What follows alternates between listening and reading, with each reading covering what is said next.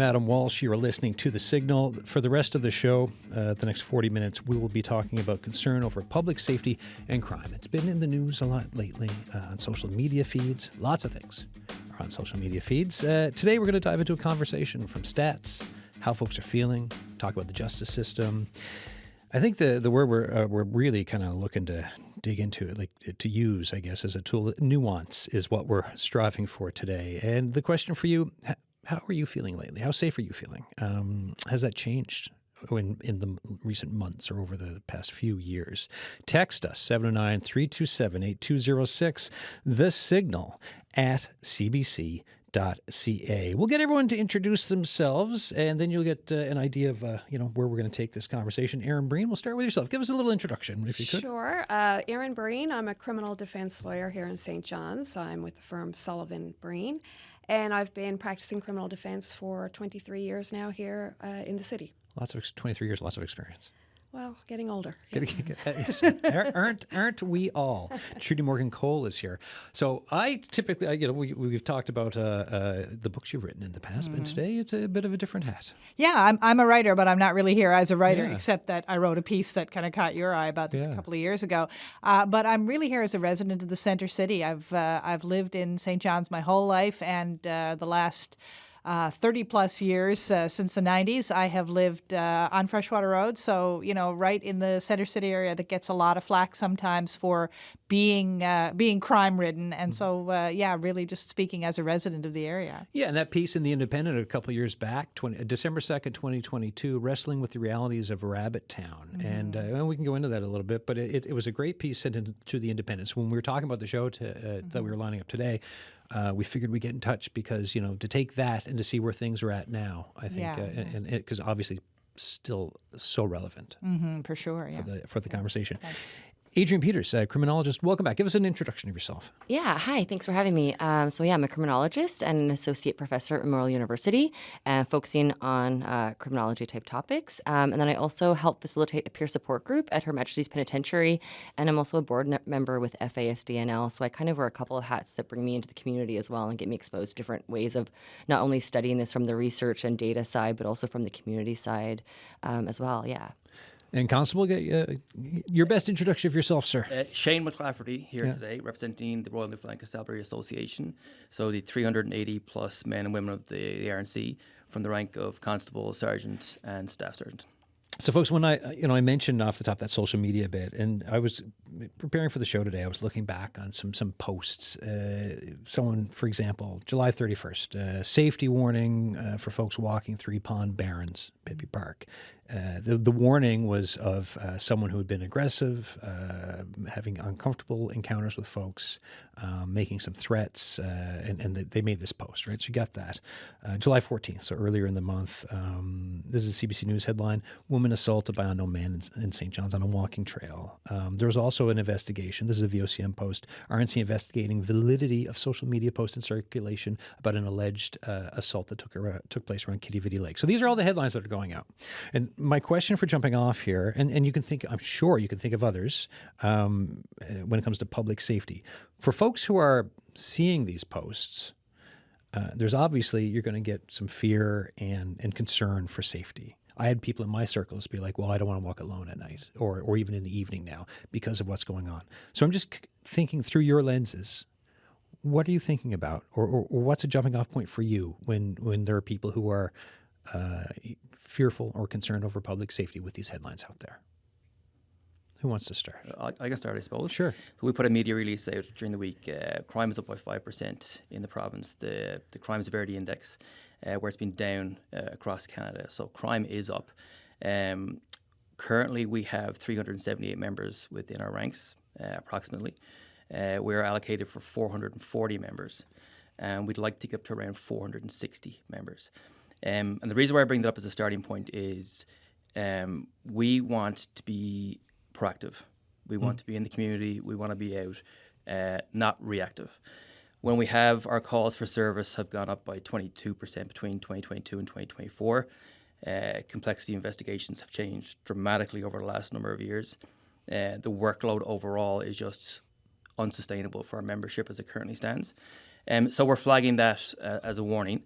We have a great working relationship with the provincial government, a great working relationship with the Chief's office. Everyone is coming together to collaboratively come to a solution on this. But from the RNCA's perspective is when we're drowning in work and the workloads aren't sustainable, it's hard to be out in the community. For the first time in our history, we've seen the lowest numbers of applicants to the RNC. We are now seeing resignations, which is unheard of and unprecedented. It's never happened before. So there's concerns within the organisation about addressing those concerns when it comes to recruitment and retention.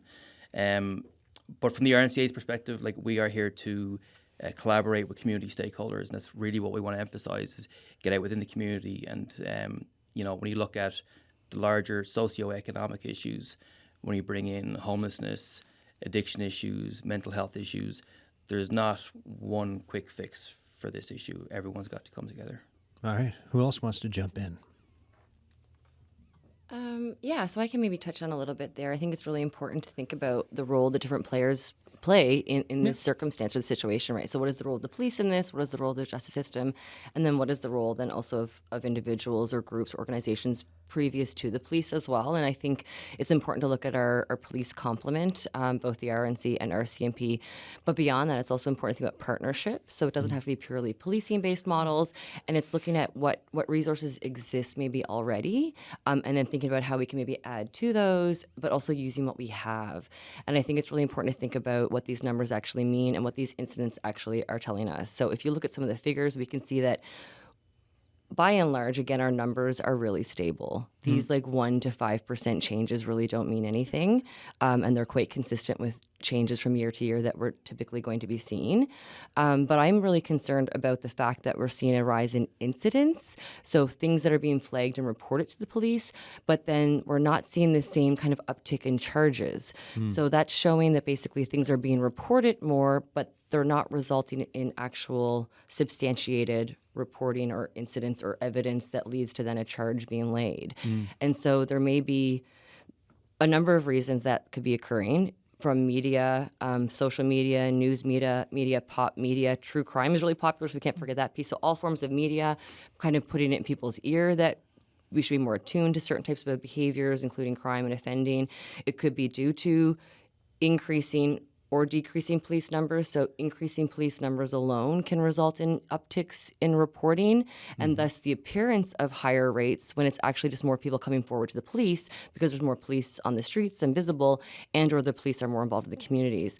So part and parcel with a rise in police could be a rise in reported offending that doesn't necessarily actually mean a true rise in those types of incidents. So it's really important, going back to the nuance piece of this, is to kind of ask those questions. Okay, what are the incidents? Who's actually being charged from that? And then what are the kind of offshoots from that? Because we're seeing it's not lining up necessarily. So a lot of people are being reported, but then the police investigate, and then we're seeing that there's not actually anything to follow up on there. I'll look at the lawyer for a second. Move in towards your mic a little bit more. I'm here. Scooch over. Here we go. Listen, so what are you seeing on this? Like, to go with what we were just hearing, so reporting, low numbers of police, what's kind of being funneled through to your day-to-day, as a lawyer? So I speak, I guess, from the perspective of being in the provincial court every day and seeing, we're kind of at the end when a charge is laid and a person is brought to court. The numbers at court are significantly higher, I believe, now. Now, I tried to look for the statistics, but the statistics are not up to date online.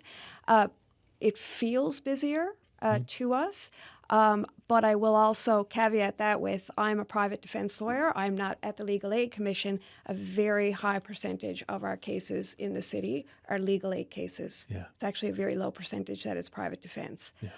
So definitely we're seeing all of the issues.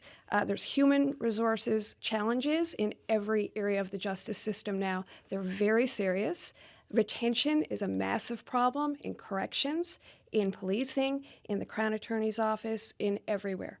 But that's, from my perspective, that's, when we get to the courtroom, we're reacting to that situation. We have to get more into our prevention, and I personally think the answer lies in non-carceral solutions. and a different, more innovative way of approaching this whole issue.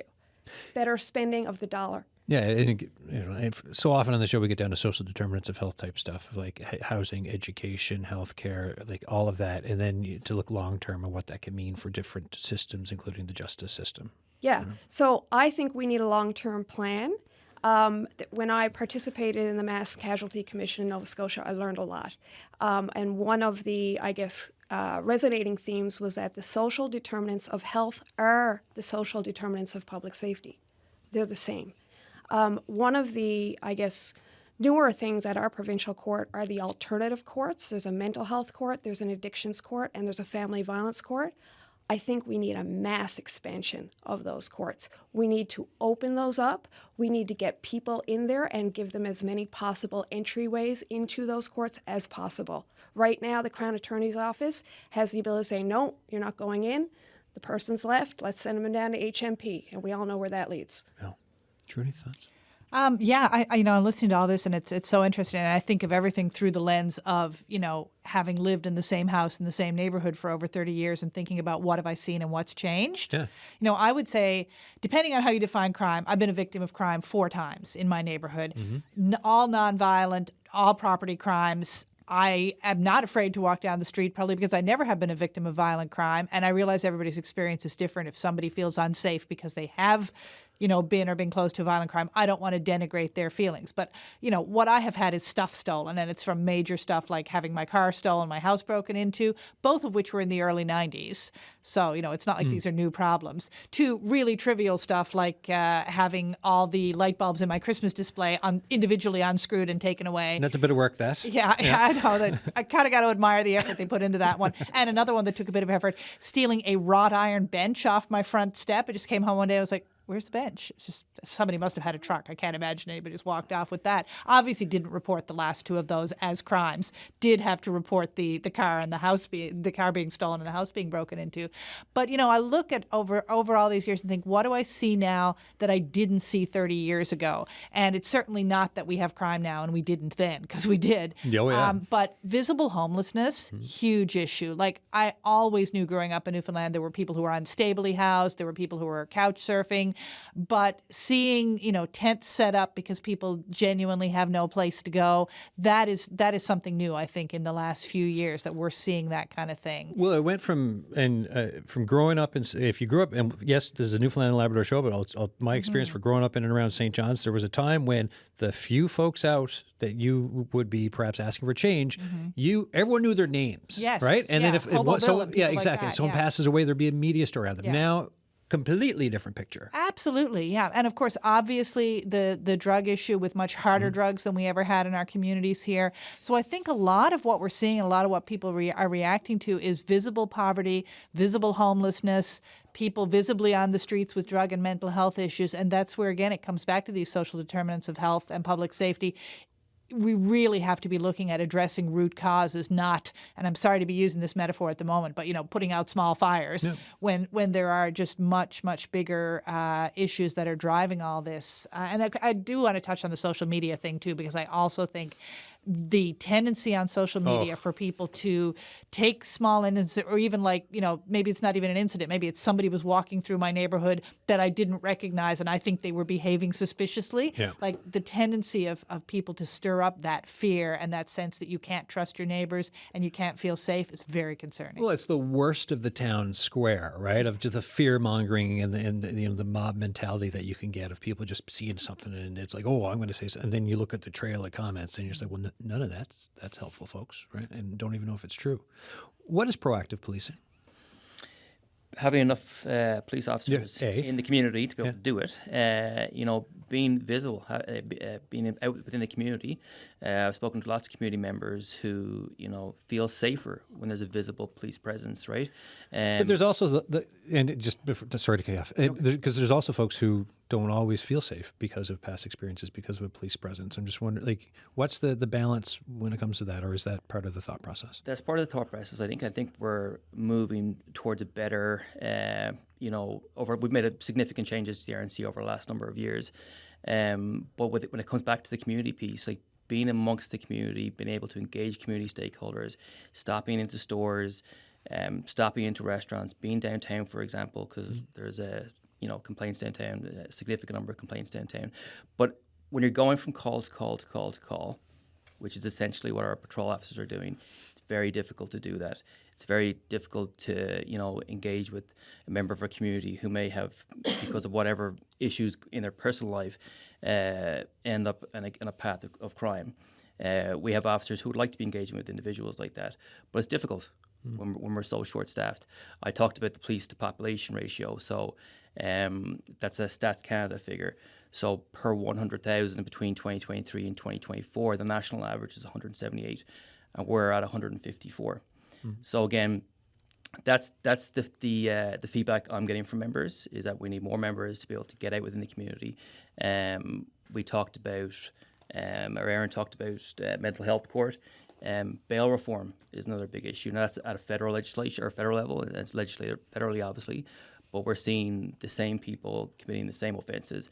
And unfortunately, what the concern personally I have at the moment, we're seeing more firearms offences. So from a personal perspective, just purely with my RNCA hat on here, is I'm concerned for our members. That, and give me plain English on that. Firearm offenses. What are we talking? What are the guns? What do you mean by firearm offense? Because there's a bunch of different thoughts in my head. All different types of firearms, all different makes and models.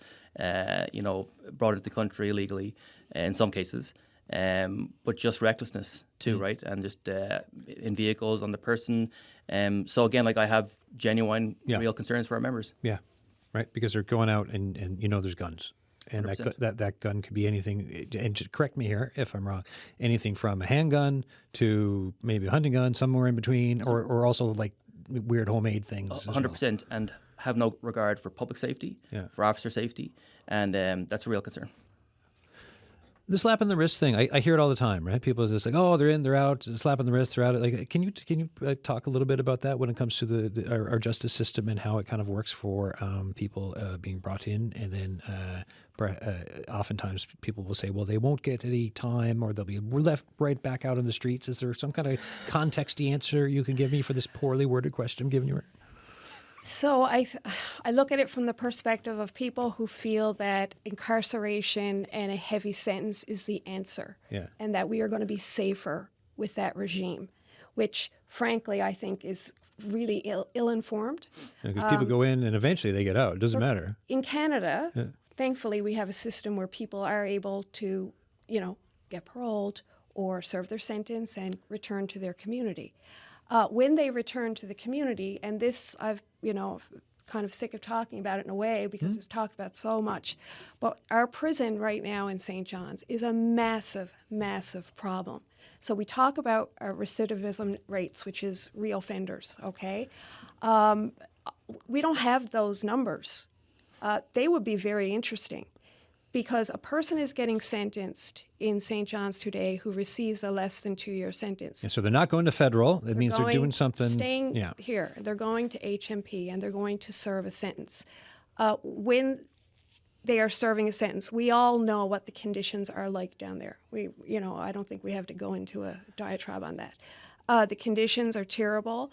The prospect for rehabilitation inside HMP with the challenges it faces right now is, it's not happening.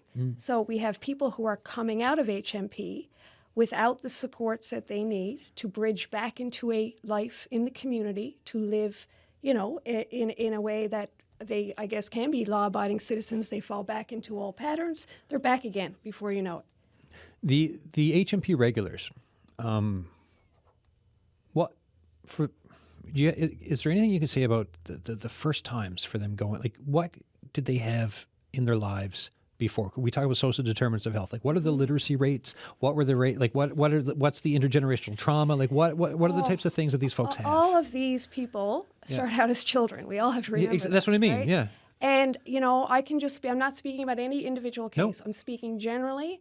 I often encounter young men who have grown up in very difficult situations, both from a family perspective, poverty, severe learning disabilities, mental health issues, which spiral. They are rejected from the regular school system, and they fall into a situation where I need a peer group. I need to make money. And it just continues, and it builds from a very early age. If you were to take a guess at the school dropout level, like for the year, are we talking? So, are we talking grade 6, 7? Where do you think a lot of these folks would have left school to? I think many of them are kept in for a little while, but I hear frequently grade 8. Yeah. Grade 9, grade 10, I hear diagnosed with ADHD as a child, started him on medication, then he stopped taking his medication. I've had him back and forth ever since. Nothing's worked. He stopped going to school. He could never learn in the traditional way. And that's such a common story. Yeah. It's unbelievable. And then lost to the system and repetition, typically, because of everything you're pointing out is what I mean. Yeah, oftentimes in the youth system, they go through the youth system and then they come into the adult system. Right.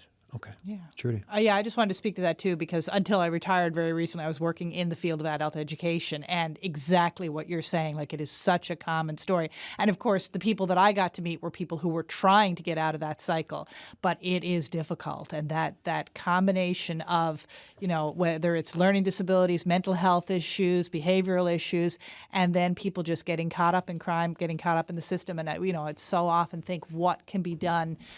And I know, the school systems, and there's a lot of social services that are trying to do earlier interventions with people in this situation, but it's just a drop in the bucket to what the need is. And, you see at the end of the day the person who breaks into your house or commits an assault, but to see the probably decades of what went on to lead to that, and think about how do we stop those things sooner? Adrienne, thoughts? Yeah, I think it's really important to start with the piece that anyone who's been criminalized or people who are involved or in conflict with the law started out as a victim. Mm-hmm. And we don't talk about that. We talk about offender-victim categories as if they're mutually exclusive, and that is highly flawed. I've been working with individuals in the system as well for too long to note right now. But a lot of this is what we see, and all of this is trauma. I know people are tired of maybe hearing the word trauma. I've been studying trauma for a long time, but all of this is trauma. If you're not listened to or your needs aren't met in your family home or in your school system, in your community, that's trauma. If you're being discriminated against, that's trauma. If you don't have a safe bed to sleep in at night, that's trauma. If the police are showing up at your family home, that's immense trauma. And that feeds into then the development of neurodevelopmental conditions, ADHD, learning disabilities, as well as then addiction issues. And so if we don't start understanding the needs of our individuals, and that also is part of proactive policing. So proactive policing actually involves collecting data and using intelligence-led policing, and also being problem and person-oriented. And so being problem and person-oriented means understanding these underlying issues and the individuals who are being criminalized by them. And like Trudy said, none of this is new. Our numbers were higher in the 90s, and we need to also start remembering that. So we've gone through cycles where there's been upticks of ups and downs, and weapons also kind of tend to go up and down in our province and also Canada. And I know that that's mostly also for police and first responders, creating a lot of potential violence and harm for them. But if we really want to be proactive, that doesn't necessarily mean more numbers of people. If we're actually proactive, that means we're going to need less of some of this stuff in the future. But it takes an investment over time and seeing that the early investments. But if we look again at the beginning of these behaviors, like Erin pointed out, they begin not only in grade 8, but they begin so early that we actually see the most extreme forms of violence in humans at the ages of 2 and 3 and 4. So it's actually toddlers and young children when we can start to see the emergence of these challenges, and when individuals and families and communities can start being better supported. It's actually much later that we then have these kind of informal social controls that shift our behaviors in certain ways and determine whether or not we're going to end up with this group or that group, and then what types of self-control or social control are going to be imposed upon us. But yeah, this starts so early, you can see it in children. We've got Melissa Noseworthy on the line, the head of the John Howard Society for Newfoundland and Labrador, executive director. Hi, Melissa. Hi there. Thank you for having me. Thanks for coming on the program, joining this discussion. Your organization recently received, I think it's $600,000 in funding for an employment program. Can you talk about that? We did. So we received the money for a program that we titled Pathways. And Pathways was developed out of, a labor market concern in our province for more skilled laborers, as well as, connected to our participants at John Howard Society and across our communities, where people are facing the barrier after criminal justice involvement, whether they had incarceration or not, in receiving employment. So this program is a kind of a twofold program, one addressing the immediate need of more skilled workers in our province, as well as helping individuals that go through our programs that face barriers to employment because of their criminal justice involvement. I mean, we have people that may have been involved with criminal justice, 10 plus years ago that still face barriers to employment. It's a two-phase program. We've got several weeks of research, and then the second phase has 8 to 10 weeks of work with an individual. So then how many folks will this involve, and what do you think would be the scalability if you could have more resources and everything else? So we're planning on doing several cohorts over several years. So we have it till April of 2028 at this time. Each cohort is looking to service 8 to 10 individuals. The criteria to get into the program is pretty simple. It's 18 plus, has some form of criminal justice involvement, making that a barrier to their employment. They have to have some kind of connection to labor market. That could even be a job that they held while incarcerated, such as working in the kitchen or laundry or something like that. And they also have to have some kind of interest in trades. So it's pretty simple. Right now, it's a pilot project, so it's in the St. John's region. But we're hoping with data that we collect, because we're doing research right now, determining the needs, looking at the labor market, identifying challenges, exploring solutions to those challenges, building partnerships with employers and community partners. And then we're going to start delivering in the fall to the participants. We're hoping that after, we have people employed with employers, we can conduct more research with the employers and with the participants to see, what worked well, what didn't work, what kind of solutions do we need to implement going forward. And hopefully in the future, the idea would be to expand the program across the province. Melissa Noseworthy, thank you very much for this today, and I'll be back in touch for a couple other ideas I have for hopeful shows with the John Howard Society. So thank you so much. Thank you so much for your time. All right, pilot project. I'll look again to Erin, lawyer. When you hear this type of a thing, what do you think? I think great, and it's wonderful, and people need all the help they can get once they get out of prison.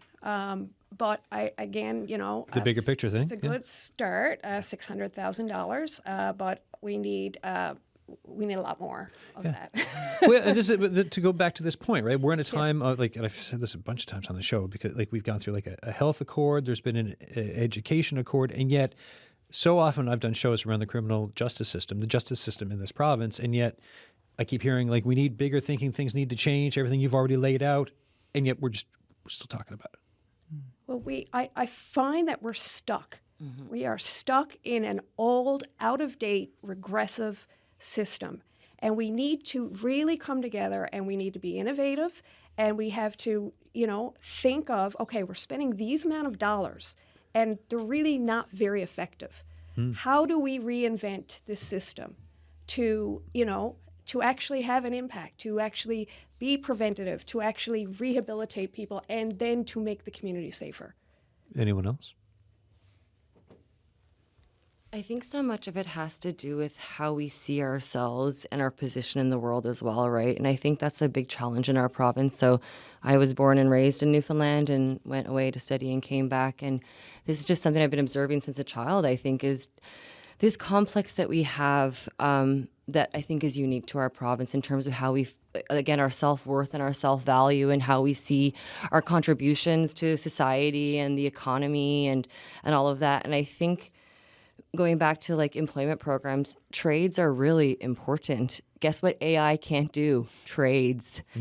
And so, but we don't value those jobs in the same way that maybe we value other jobs. So we seem to have this kind of ranking or prioritization, I guess, of certain forms of education or employment or vocation in our province that also are really outdated.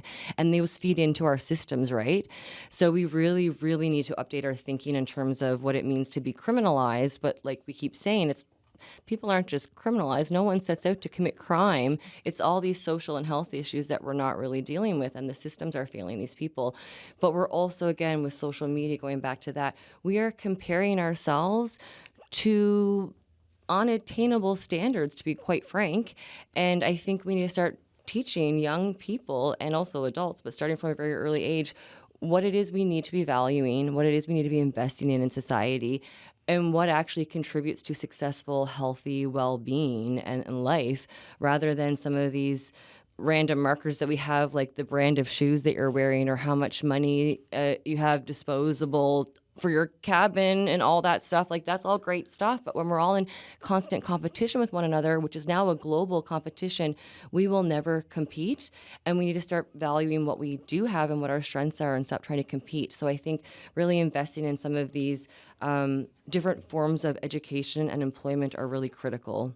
Yeah, don't forget the Instagram envy and the FOMO around stuff, right? Blair Tilley's on the line, Mount Pearl Superintendent of Municipal Enforcement Officers. Hi, Blair. Hi, Adam. How are you? I'm doing good. What are you hearing from folks lately when it comes to public safety and concerns in Mount Pearl? Because there was a little bit of time when there was some high-profile cases involving young folks and some attacks and some charges and everything else. What's happening? What are you hearing now? Sure. So first off, Adam, I just want to say Mount Pearl is a safe community. Yep. Unfortunately, we did experience some several incidents that put people on edge, and that's what we heard. We held a town hall shortly after a couple of incidents, and residents were very vocal, and some of the issues that they brought up, about property crime, safety on our trails, increased youth crime, increased drug activity, and homelessness. Those are, some of the major issues that we're hearing from residents. How have they been reassured by folks like yourself and others? So a fallout from that town hall meeting, what the city has done is we've launched into a community safety and well-being plan. So what that means is we've reached out to our partners with the RNC, with Eastern Health, local businesses, newcomers, crime prevention committee, marginalized individuals and organizations that help those folks. And we're trying to get to the root cause of, why are we seeing these trends in youth crime and those kinds of things. So we put out the surveys, and that's the feedback that we got from individuals. And we're really focused on strengthening a partnership with our residents. So from an enforcement perspective, and crime prevention and safety is not all about enforcement. It's about partnerships. It's about working with people. And as your previous caller had expressed, there's other economic issues that result, or spin-offs that lead into crime. So as an enforcement department, we have a very robust neighborhood watch program. We work closely with our crime prevention committee. We have a park patrol program that we have every summer where we hire individuals to be down on the trails. And enforcement ourselves, we really focus on community-based policing. We have a bike patrol that you'll see out on the trails. We have an ATV that we utilize. So we really try to get out there and just provide that extra sense of security for people. Blair Tilley, we're short on time today, so thank you very much for just giving us that update from Mount Pearl. Not a problem, Adam. Anytime. Cheers. Blair Tilley there. I'll go back to Shane. Shane, as a constable, you're listening to Blair there. What are your thoughts around that? And when we talk about policing out in the community and the conversations that you can have with folks around public safety? Yeah, they're all valid points. And just to touch on Erin's input there with with the different bargaining units, I would describe them. We'd be the first to admit that, we're not social workers, we're not counsellors, But when all else fails, it's normally a police officer that's left. You're the ones who are getting the call. Holding the bag at the end of the day, right? So I think it's really important to have these conversations and that we can come together. We have a unique insight, obviously, because we're dealing with this on a day-to-day basis. And unfortunately, a lot of those times, the outcome may be ugly. It is what it is, and but we do have that unique perspective to be able to work together. And like I said, we're not the counsellors, we're not the social workers, right? But we have the knowledge and the expertise that once all units come together as a community, and I've heard partnerships you mentioned quite often here.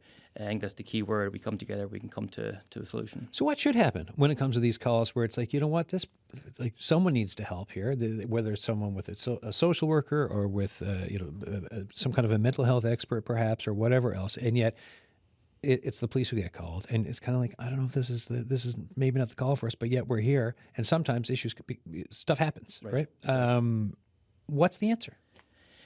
I wish I knew. I wish I had the answer. I know. Very complex. Yeah. And I think everyone's mentioned at some point today, a lot of it links back to childhood and early interventions, try and address issues before they become serious issues. But it's definitely a complex question. And as we wrap down, wind down, with the last 5 minutes of the show here, 4 minutes, final thoughts of like that push ahead for where we need to bring things, what we need to be doing. There's the big system. We need to really look at massive changes. What else? Anyone else with thoughts as we wind down?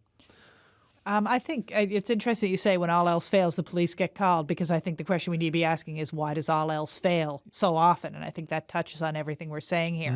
Again, I was thinking about the social media piece of things and how so much of this is about othering people and seeing, the guy across the street who's walking like he looks like he's maybe drunk or high in public or just a little out of it, and seeing him as, a potential criminal, or seeing the tent pitched with the homeless people in it and seeing them as somehow different from you and someone to be afraid of. Like, it's kind of aspirational, but I do think a big piece of it is just seeing all of each other, including the people in our neighborhood, as human beings, and human beings with needs and with their own stories. And I think that's not an answer, but I think a lot has to begin with that. Yeah, removing that blocker that's blocking folks for seeing the ounce of humanity that could be there. Adrienne, final thoughts? Yeah, I just want to echo what Trudy said. I think if we all take a moment to think about that and get to know someone new in our communities, maybe mentoring people, but just remembering that we're all one or two decisions away or one situation away from being institutionalized, whether in a mental health institution, a hospital, or a prison. And we have a lot more shared values and in common that I think we remember every day. Erin Breen, any final thoughts from you? You're like, yeah, I got a few, but I think there are, and I'm speaking again, I come at it very much looking at the justice system and the criminal courts. I think we have some really good things that are happening right now that could make a difference. But I think we have to get rid of an old way of thinking, which you articulated earlier, that the slap on the wrist is not satisfactory, and we want, we want these heavy sentences. I think that the government needs to look at a smarter way to spend the limited dollars that are spent in the justice system, because it is limited. And you said, was it 23 years as a lawyer? No? Yes. So do you, with that time, with everything you've seen, how are you glass half empty, half full? Is there no water in the glass for optimism? I'm out. You're out? The glass is empty for thinking we can get there? No, I'm never empty because I'm still here. Yeah, okay. So I always reach out to government ministers and I say, I'm here. I will give you information. I'll tell you what I'm seeing every day. Please contact me. I don't have an axe to grind and I don't have an agenda. I'm a mother in the community too. Yeah. I have 2 kids. Oh, I've seen you out and about, right? When I'm running, I see you out and about. I'm. So, but they don't. But do they? Do they take you up on this? Like, what? I mean, I've had meetings. Okay. Right. But I feel that there are a lot of experienced people who have great ideas. But I think it's the nature of government. I think that, as I said, justice is low priority. Yeah. There's a lot of big priorities that we have right now with very limited budget. Yeah, I mean, HMP is still there, right? Exactly. So, yeah. Okay. Well, that's. I guess we'll end it there. Look, thank you so much for this conversation today. I really appreciate all of you coming in for a community discussion, and the discussion will always continue here on the show. Folks, as you've listened today across Newfoundland and Labrador, if you've got thoughts for us on today's show or on anything, The Signal at cbc.ca. You can call the Signal line and leave a message, 709-576-5260. We will continue with topics like this here on the show. Tomorrow, a bit of a change of pace. We'll also wildfire updates as needed, I will say. But we're going to talk about street art, from graffiti to murals, the role of street art, what's its place in this province, and there's a festival coming up, Rebels at the Walls 2025. You're going to find out all about it tomorrow on The Signal. Cheers.